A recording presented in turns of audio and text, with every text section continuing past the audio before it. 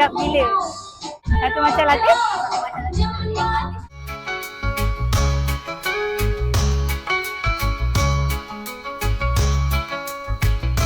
Banyaknya.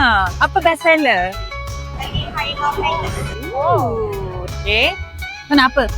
Aku nak chicken salad. Yeah, satu chicken salad. Tada! Tiramisu.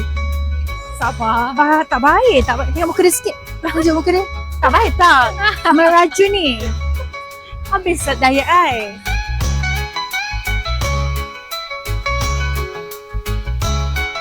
Kita boleh lepak sini sebenarnya. Tapi kita tak tahu lah. Macam penuh. Tapi ada kosong ke? Yang penting aku nak lutut ayam.